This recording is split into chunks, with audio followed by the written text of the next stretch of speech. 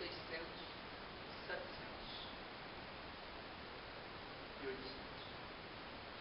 200 trabalham com responsabilidades, com objetivo. 300 trabalham com risco, auditoria e planejamento. Exames e pacientes. A norma 500 trabalha com evidências, buscar evidências para suportar as informações. 600 são trabalhos externos, 700 são relatórios e 800 são outros.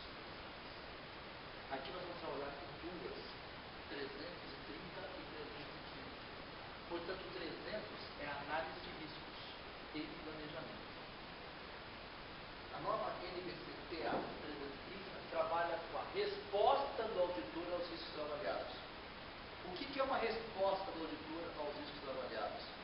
Ele faz análise preliminar, coleta as evidências e, como resposta, ele irá fazer os seus procedimentos de auditoria. A resposta do auditor tem por objetivo obter evidência suficiente e apropriada. Essa evidência está relacionada aos riscos de distorções que ele encontrou na análise preliminar. Por meio do quê? De um planejamento de implementação de respostas. O ideal é olhar isso de lá para cá.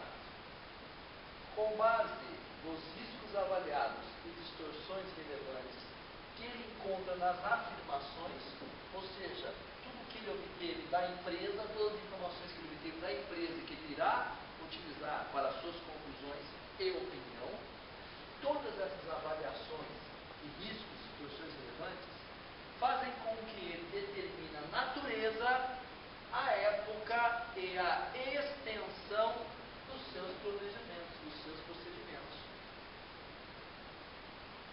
Natureza tem a ver se o exame está ligado a um procedimento substantivo ou a um teste de controle.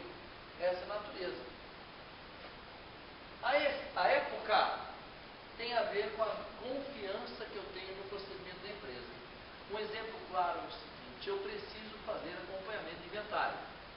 Se os procedimentos da empresa são bons e eu posso confiar, não preciso necessariamente desenvolver esse tipo de exame e acompanhamento em 31/12.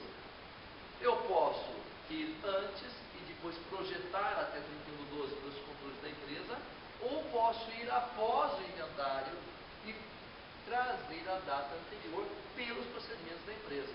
Portanto, se eu confio nos procedimentos, as distorções são pequenas, o nível de afirmações me dão razoável certeza, eu não preciso fazer exatamente a época do inventário.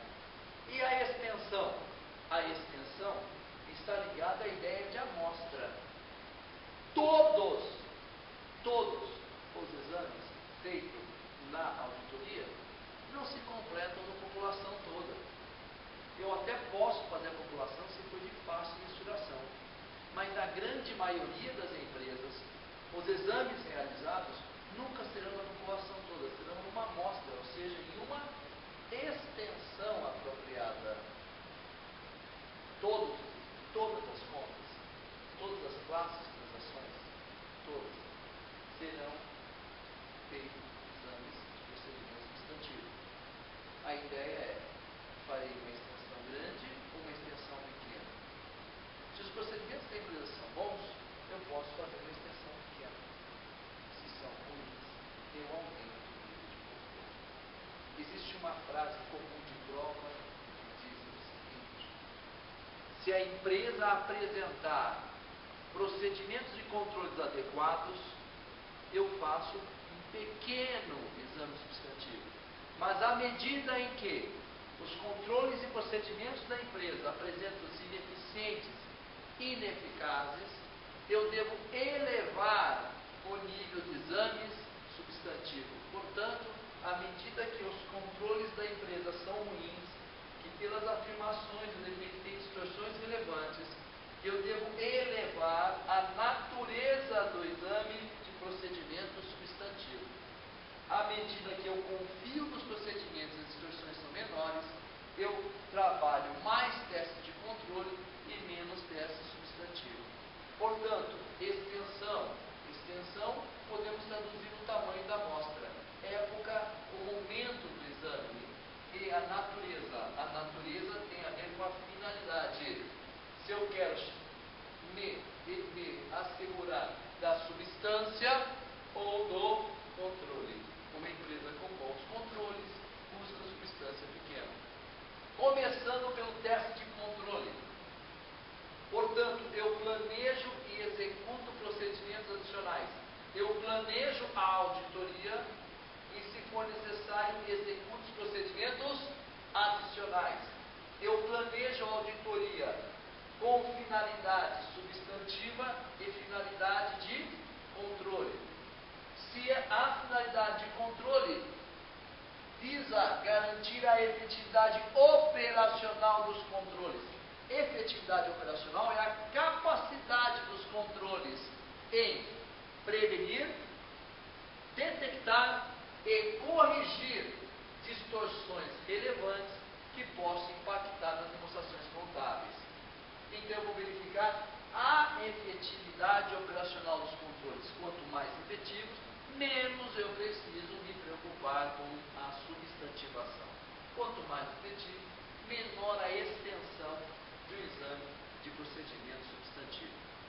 Já o procedimento substantivo, ele tem uma divisão. Ou é o próprio teste de detalhes, e atenção, esse nome mudou. Antes eu falava somente exames substantivos, hoje nós temos teste de detalhes ou procedimento analítico substantivo. O teste de detalhes é avaliar classes de transações, avaliar saldos de contas e divulgações. Como eu disse, serão feitos testes substantivos em todas as contas. O detalhe importante é saber a extensão. Para procedimentos bons, extensão menor.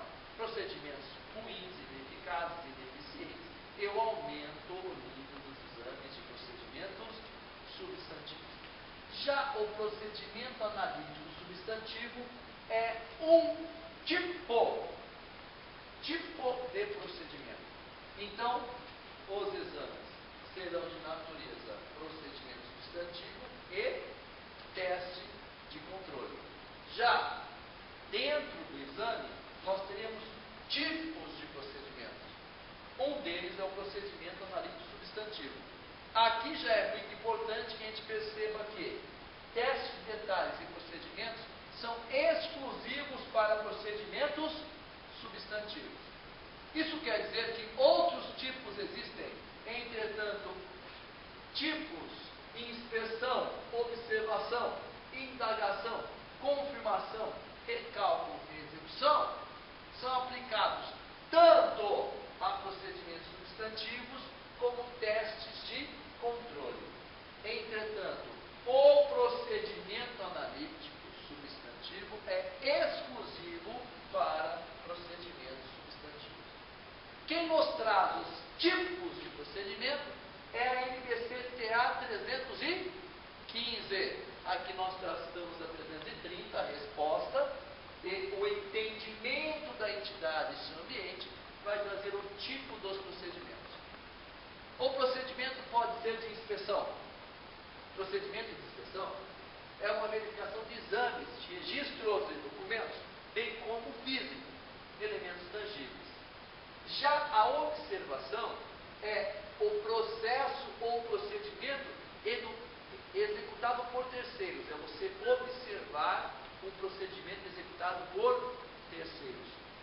A indagação é a busca junto a pessoas, seja interna ou interna da empresa, que tenham conhecimento acerca dela, seja ele conhecimento financeiro ou não financeiro. Na sequência, nós temos a confirmação. Esse somente é feito junto a terceiros e sempre uma obtenção de evidência escrita. Um exemplo de confirmação é o teste de circularização, quando se envia carta a terceiros pedindo confirmar ao auditor determinada posição de saldo ou de procedimento. Recálculo, que antes do início desse ano era chamado cálculo, agora recálculo, é a verificação da exatidão aritmética de documentos e registros apresentados. Um exemplo disso é você verificar, depois da Assembleia, junto com a ata, se o cálculo da distribuição de dividendos foi feito de maneira adequada. Portanto, você está recalculando. E por fim, nós temos a reexecução ou procedimento analítico. A reexecução é quando o auditor executa um procedimento que foi originalmente feito pelo controle interno da empresa. Ele reexecuta aquele procedimento. Nós estamos falando de reexecução. Já procedimento analítico, nós temos duas características. Relações plausíveis entre dados. Eu pego um dado financeiro e um dado não financeiro e vou comparar a relação que existe entre eles. Ou então, nós temos a investigação de flutuações de relações identificadas. Aqui, nós temos a verificação quando eles são inconsistentes com outras verificações da empresa, com outras apresentações e evidências da empresa. Um caso de revisão analítica, que se aplicava muito no passado, mas é fácil para a gente entender, ou seja, esse procedimento analítico, é, por exemplo, em 1986, quando nós tivemos uma inflação muito alta, 3 planos, 3 moedas, 2 planos, 3 moedas, e eu tinha um saldo no início do ano com uma moeda e o saldo no final do ano com a terceira moeda. É necessário que eu verifique esses dados segundo uma mesma base, traga todos a uma base constante, para verificar, por exemplo, na última moeda, para identificar tendências atípicas. Relembrando então, este procedimento